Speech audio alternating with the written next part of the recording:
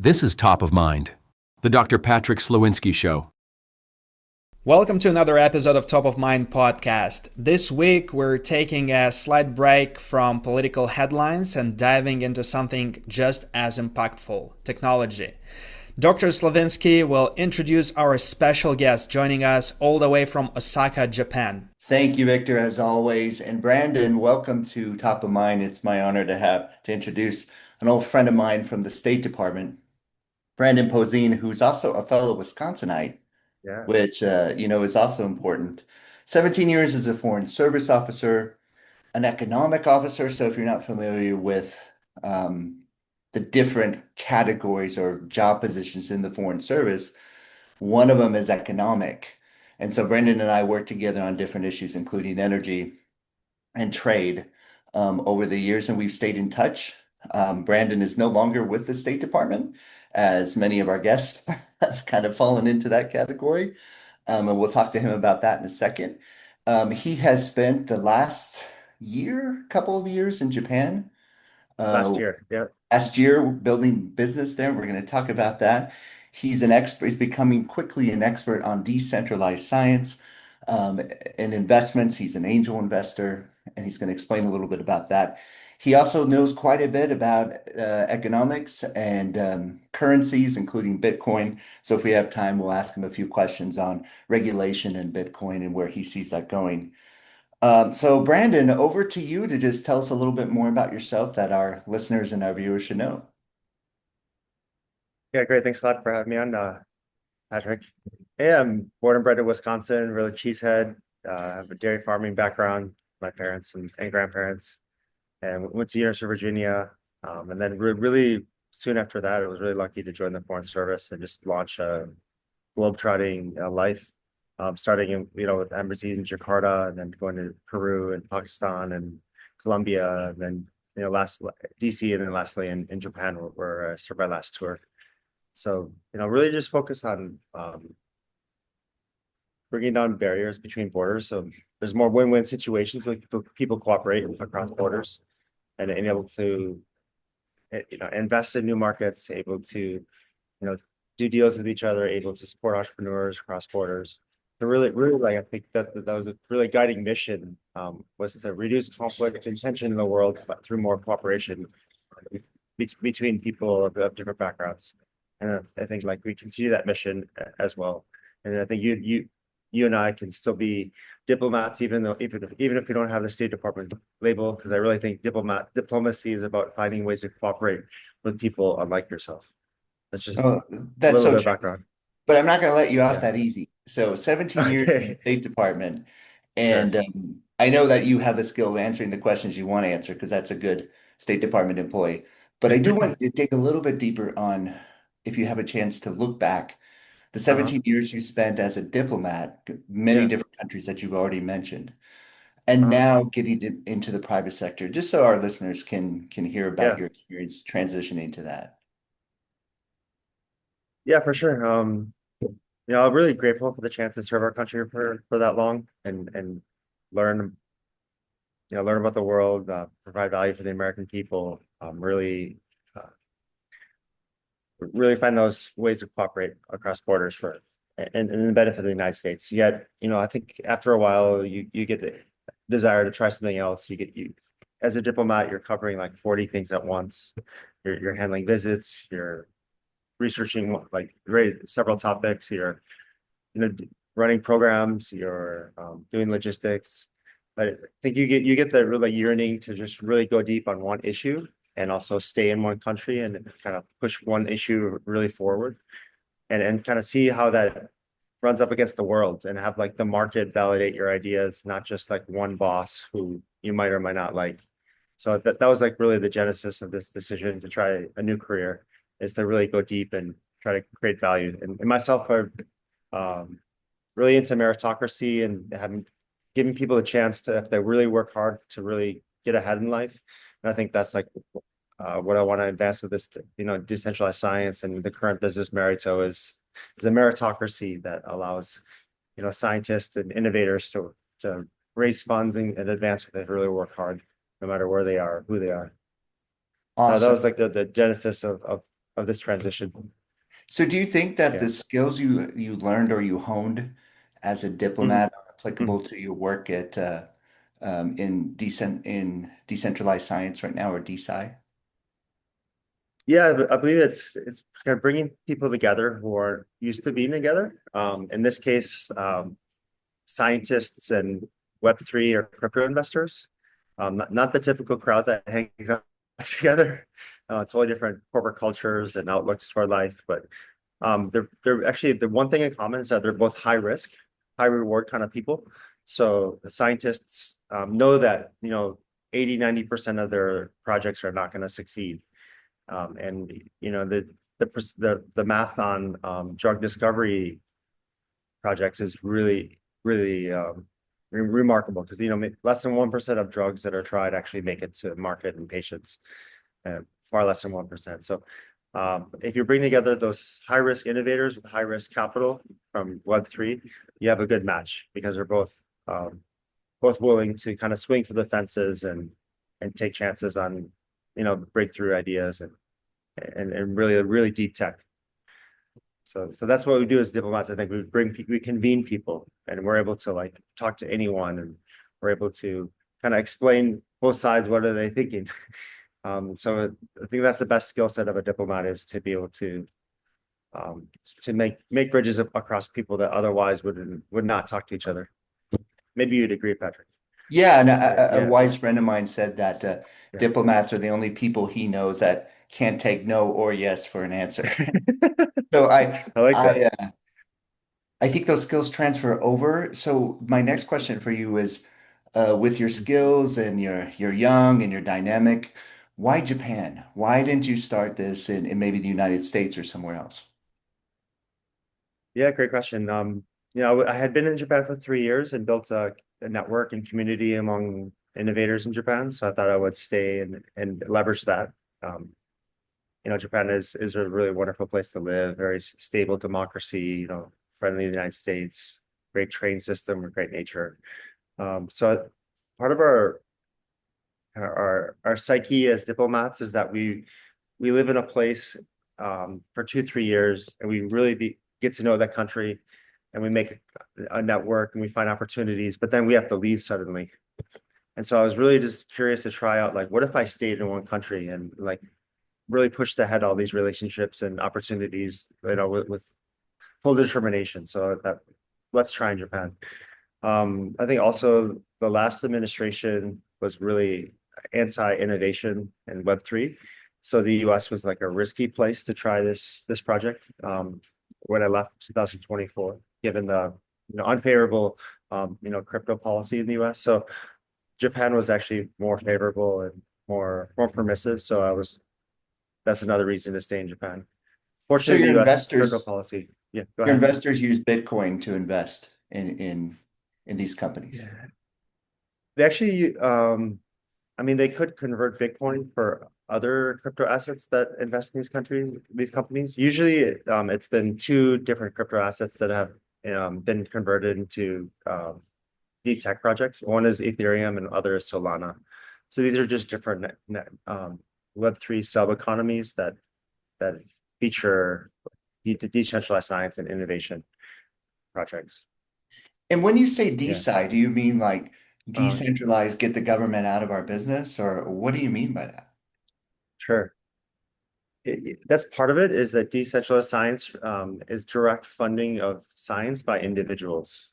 So anyone who has crypto assets can invest in these projects, and kind of and take part in the research, decision making and research community of these projects. So decentralized is like really taking away the gatekeepers and making it a lot more flat system, because centralized science has to go through committees, institutions, governments, and it's slow, it's cumbersome, it's a lot of time applying for grants, it's having too many consensus mechanisms that filter out really breakthrough ideas and just kind of push forward only the safe, like incremental options.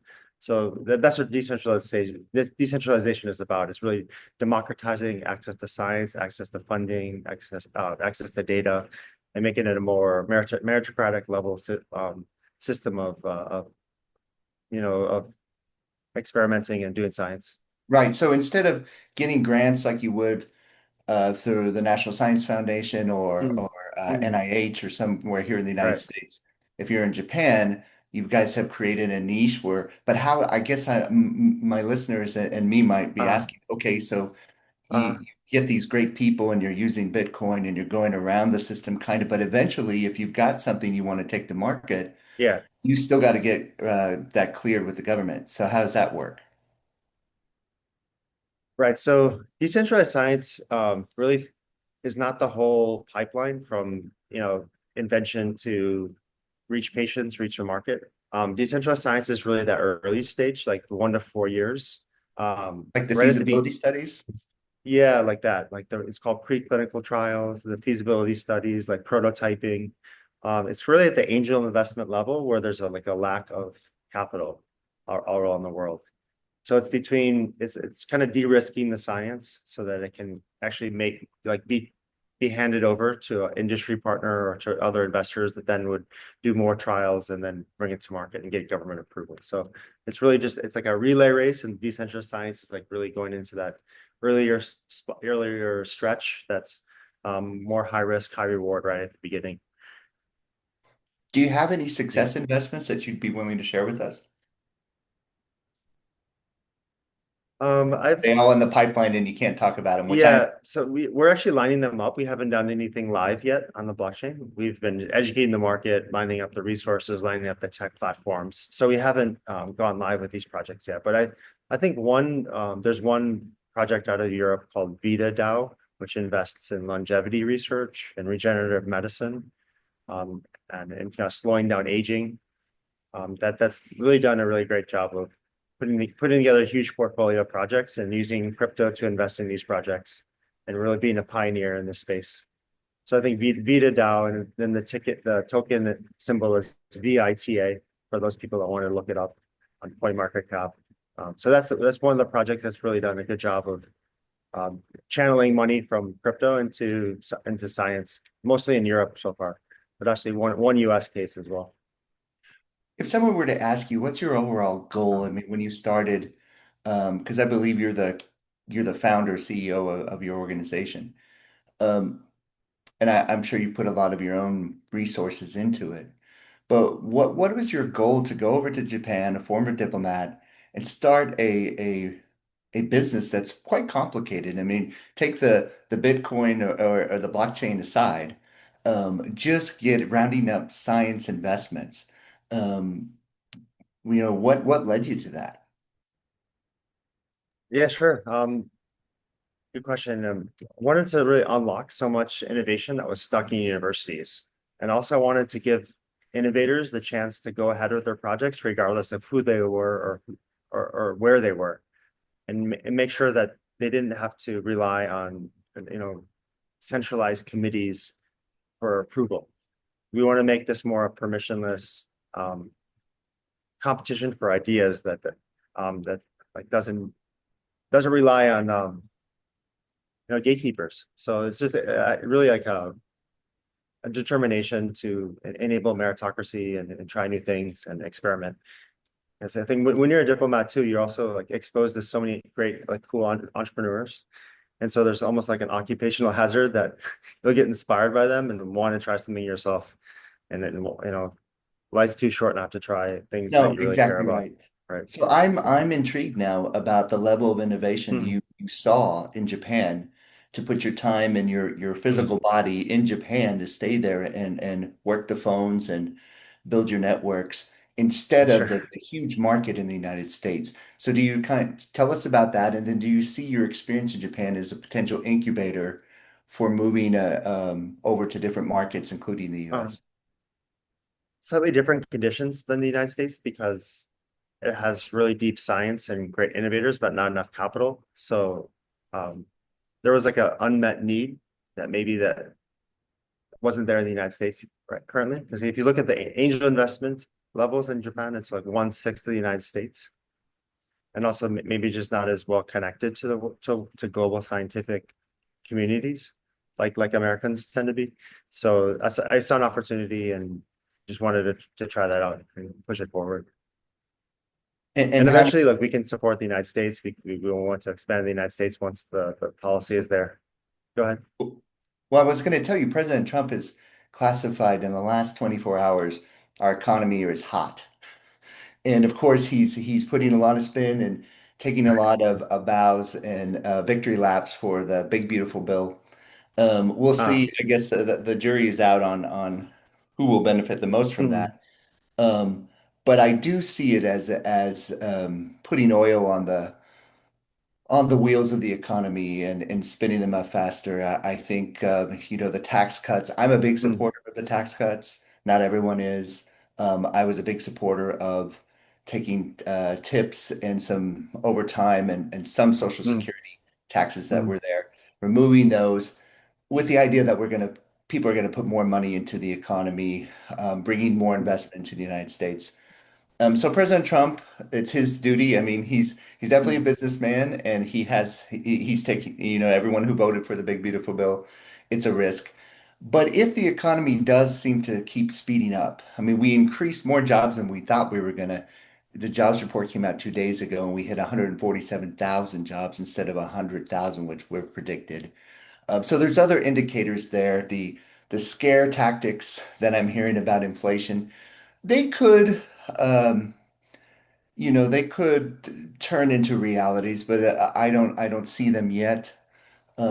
So I think we're in a place where there's going to be a kind of an environment, if you will, or atmosphere for potential investment in innovation. And tell us what you think about President Trump's or just the administration's,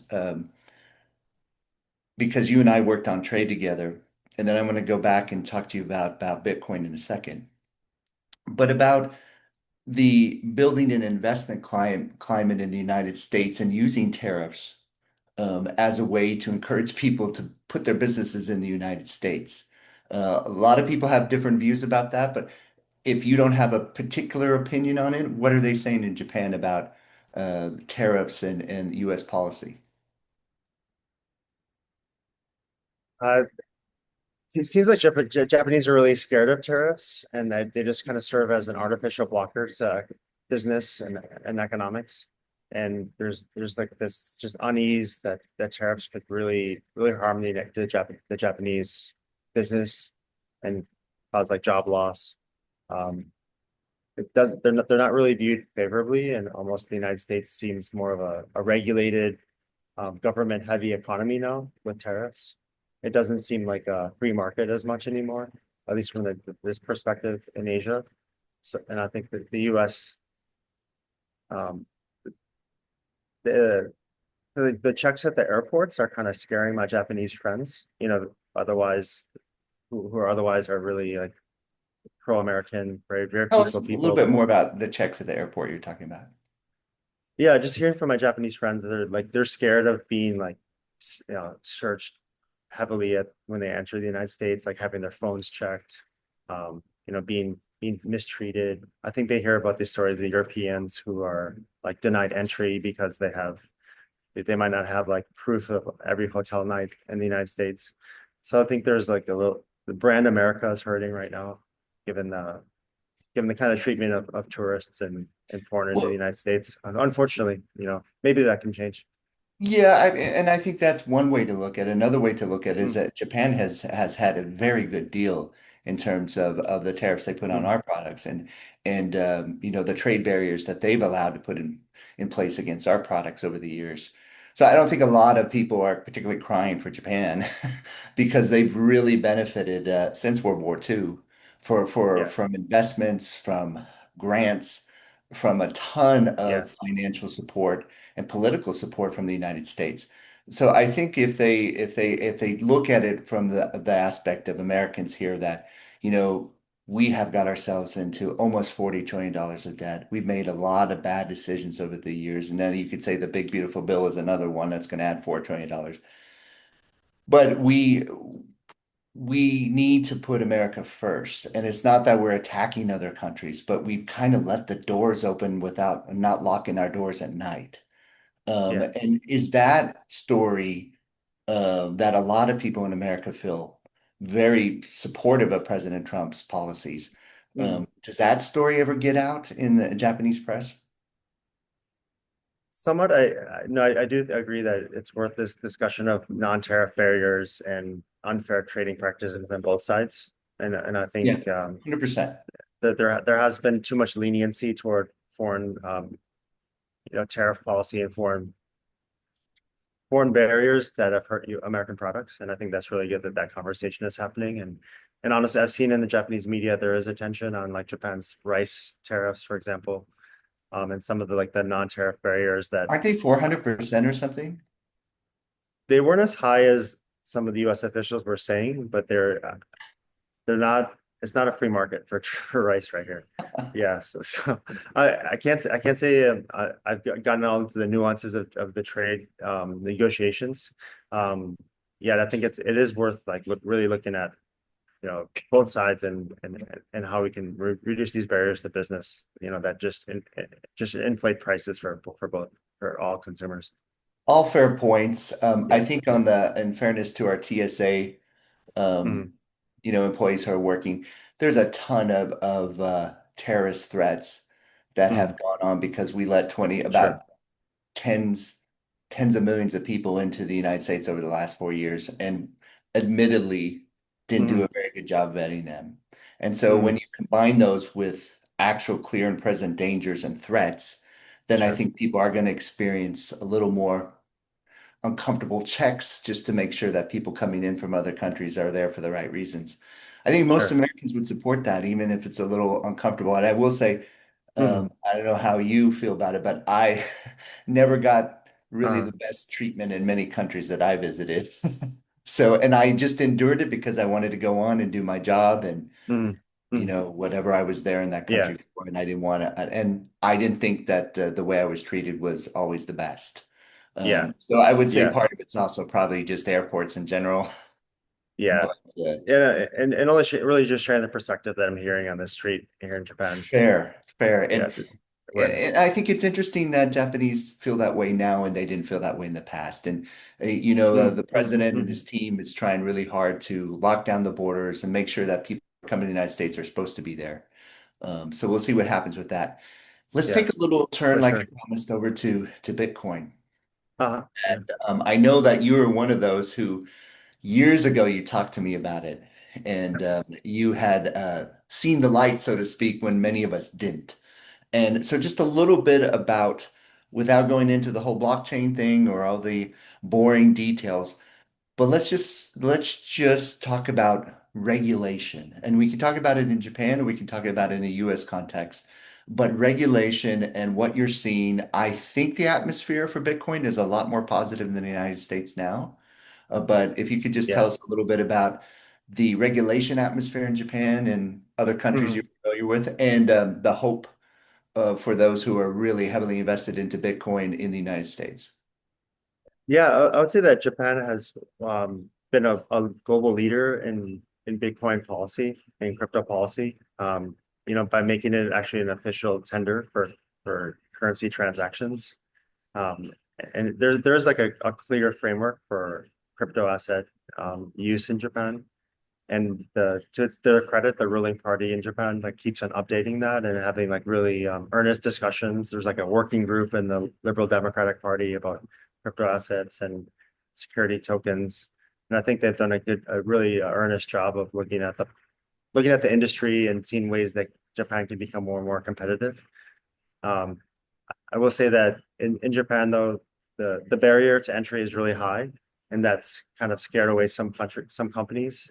Um, because if a company in Japan wants to issue a new token, there's like a really stringent process.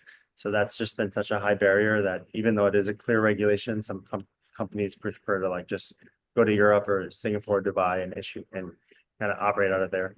I think in Japan too, the taxes on Bitcoin sales have been treated as like miscellaneous income and not as capital gains. So there's been like 45 to 55% taxes on crypto sales, profits.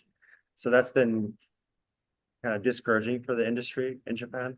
even though there is a clear framework, the taxes are just so high that it causes like some projects not to build in Japan because so many of their founders have their wealth in crypto and they don't want to pay those high taxes. So the tax rates have been an issue in Japan. Though, there's some favorable momentum here toward, building a bigger Web3 industry. The Prime Minister has spoken about the importance of Web3 in Japan. And I think there's also this realization in Japan that maybe companies here missed out on Web2. They missed out on the social media boom and internet software. And maybe Japan can reclaim leadership in Web3 by leapfrogging toward the next internet.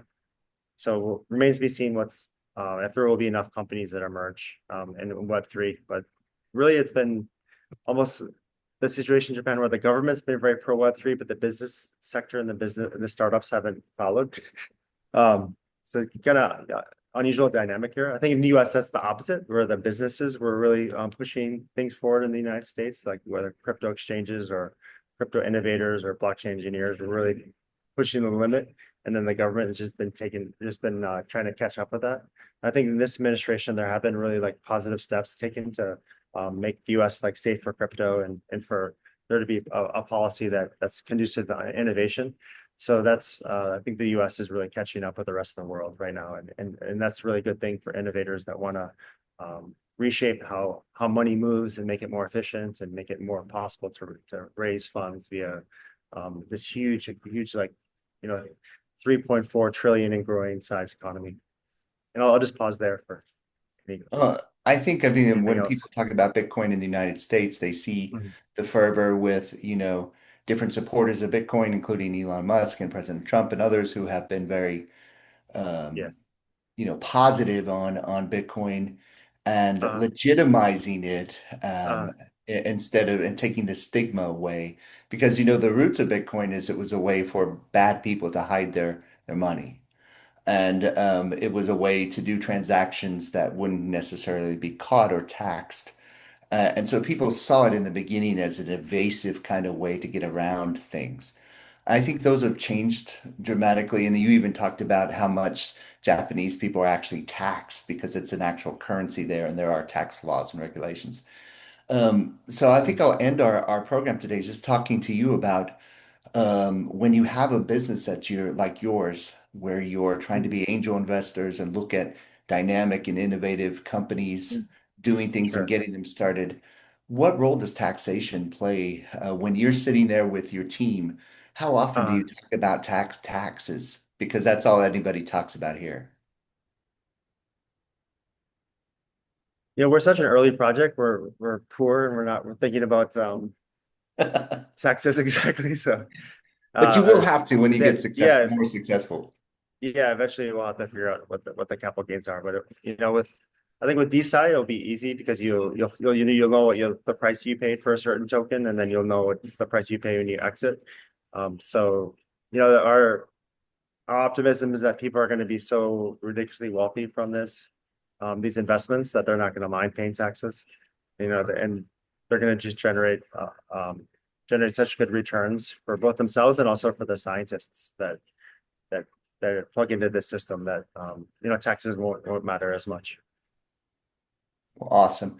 Well, Brandon, Yeah. thank you for spending some time. I know that it's a Saturday in Oh, yeah. and it's 4th of July here, so happy Yeah. Happy belated 4th of 4th.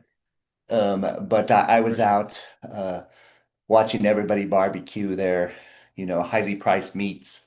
So inflation is still peeking its head in it when it comes to food products right now, but there was a good spirit out there of people celebrating the holiday. And I'll just say the State Department's loss is Japan's gain, but we hope to get you back to the United States and back on the program.